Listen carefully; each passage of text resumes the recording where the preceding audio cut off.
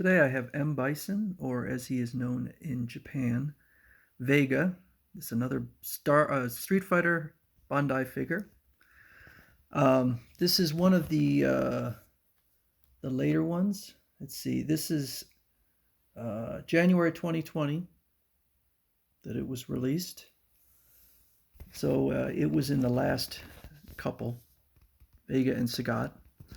Um, Not my favorite figure in the line. There are definitely some issues here, and a lot of it has to do with just the sculpting. He's got some real big deltoids that kind of wither down.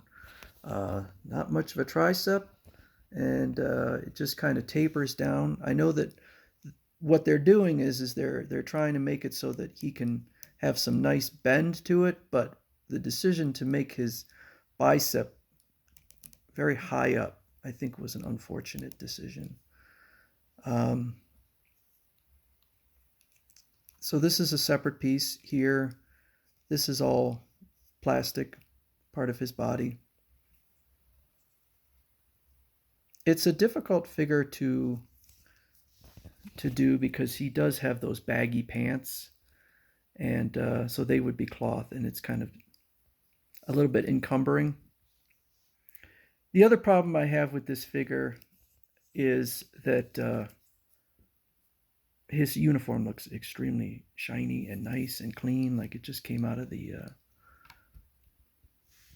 laundry. But I think his face looks good.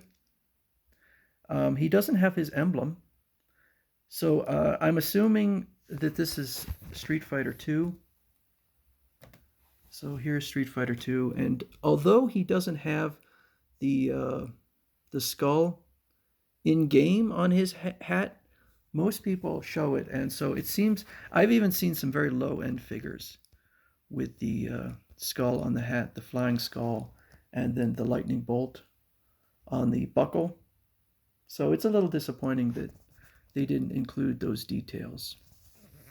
It's a good likeness, but I think this is going to kind of segue into something else, which is kind of my next line of figures.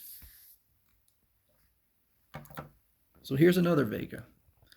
And you can see quite a difference between the two. First of all, uh, this is a Storm Collectibles figure, and it's noticeably larger and more detailed.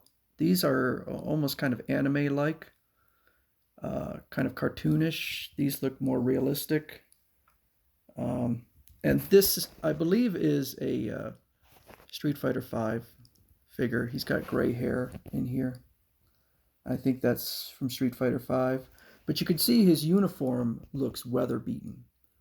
You can see all the scratches. Now, this is plastic. It's not metal. It may look metal. But it is, actually, I would say rubber. These figures from Storm Collectibles are much more rubbery. His skirt is also a separate piece. And you can see a lot of the detailing in here. So I collect both. I actually stopped collecting the Storm Collectibles ones. I have quite a collection of Storm Collectibles. You can see kind of the dirt in here. This dirt is not something that, it's not a dirty figure. That's how it came. So you couldn't wash that off. And he does have actual triceps, unlike poor M. Bison here. Much more muscular here, much bigger, much more intimidating, and I would say much more eye-catching on a shelf. So right now I'm not collecting either of these for Street Fighter figures. Bandai, because they stopped making them, and Storm Collectibles because I got one too many that I just didn't like. And I do worry about the materials they use and whether they're going to degrade over time. And we'll see. We'll see what happens. But I'm starting to rethink. Maybe I should. There's E Honda that I really kind of like. They really seem to like to do the big beefy characters, and I'm going to show more later on. I would say that sitting on a shelf, these look more impressive. Um, but like I said, there's a couple things with the Storm collectibles that I have issues with that caused me to stop. But I'll show my collection of those, and it's quite a few figures. But I missed out on the Sagat, mostly Sagat, because Bandai created a Sagat, and I liked that one. I also missed out on a couple other ones, and I'm drawing a blank right now. But later on, I'll show more of these Storm collectible figures. And Storm Collectibles does a lot. They like to do video game stuff, fighting game figures, action games. So they do a lot of stuff. But the only ones I've ever owned are the Street Fighter figures.